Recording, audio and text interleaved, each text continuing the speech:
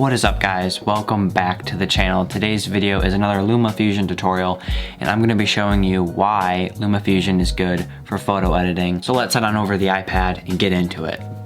So I have some photos here that I'm going to edit and I'm going to show you guys how I edit my photos in Lumafusion and why it's actually pretty decent for editing photos. So I have this photo right here. This looks kind of nice. So what you're going to do is go into edit and color and effects. I made a video on my 3 favorite LUTs for Lumafusion, so click right here and check that out because using LUTs can really help. That's one of Lumafusion's best feature, which is allowing to download LUTs. So if you go check that video out, you can download my 3 favorite LUTs and use them on the photos.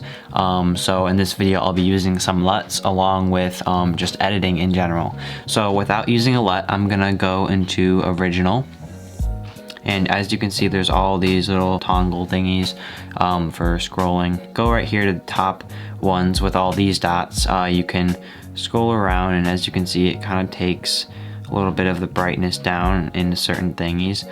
And now that makes it all black. It makes it a little bright. So you'll tone those down a little bit. And then if you do just this one at the end, that's gonna make the blacks more black. And if you touch this white one on the end, that's gonna make the whites more white, but not touching everything.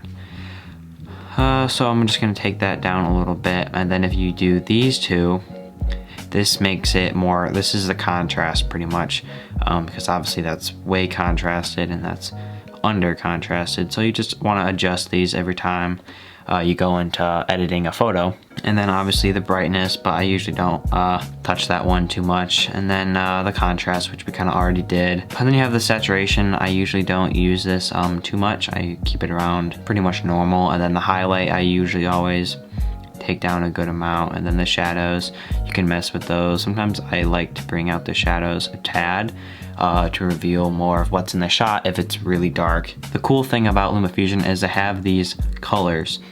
And so what you can do is add red and blue right here, this teal.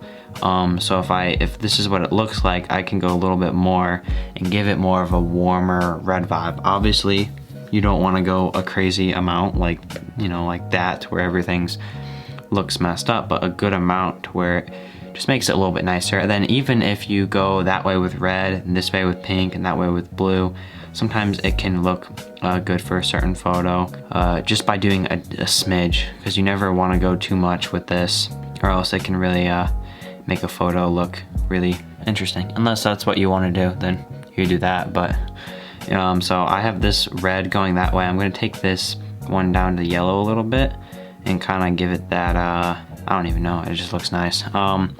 So this is what I've done so far just with these, and I can adjust the gamma, which is pretty much just like white to like dark.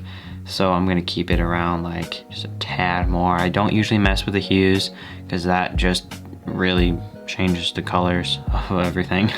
So I'm just gonna keep that pretty much around normal. Okay, so this is all I've done with the original. So if I were to take it, this is what the original photo looked like, and then I put it there and it gives it a more warmer, a little bit more contrast feel, and that's without using any LUTs. You can also use what they have right here. It has all these like other presets and adjust them within that. But also if you wanted to use a LUT, you can, I have a whole bunch that I've downloaded, but you can, you know, add a LUT and then also add a original and have a LUT with the original, which allows you to actually edit with the LUT on it. And also you can adjust how much you want the LUT on, which is like, this is nothing, this is full bore.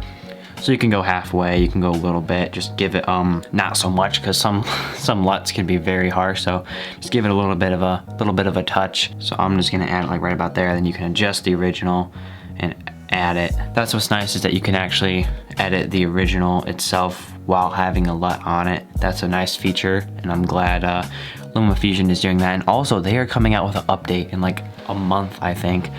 So I'll be making some more videos on the new update and going over what it helps and different features. So yeah, stay tuned for that. And also I'm just gonna get rid of both of these. What What's also nice about Lumafusion is that you can create your own preset, like a LUT.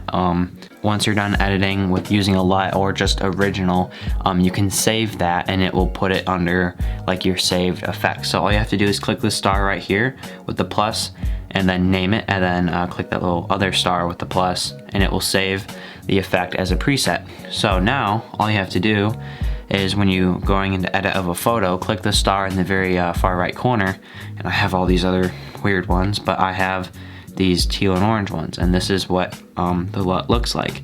So what it is so it's this LUT and then all of my adjustments in here, and obviously you can adjust that for each photo, but that's nice because then you can go through and add this preset on all of your photos. So that's what's really nice. That's why I consider Lumafusion to be good for editing photos. If you get really into photo editing and want to do a whole bunch of stuff, Lumafusion isn't for that. This is more for videos, but I mean, I do all my videos through Lumafusion and my photos. So I'm gonna go to edit on this photo and add my LUT that I made.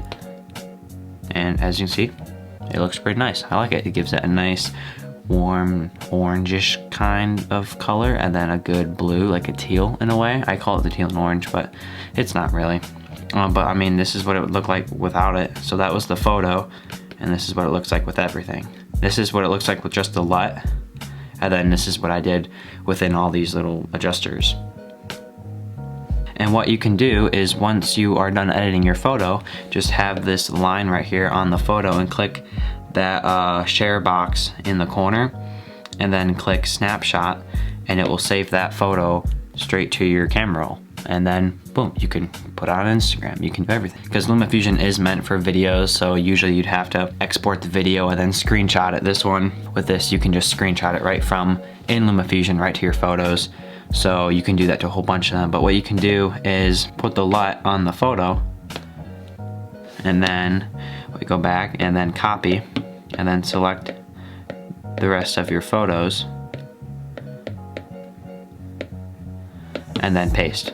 And now all of the other photos have that LUT on them, so now they all look fairly similar. Thank you guys so much for watching. If you enjoy filmmaking and Lumafusion tutorials, smash that subscribe button and turn on the bell to get notifications when I post, which is every Thursday, and I'll see you then.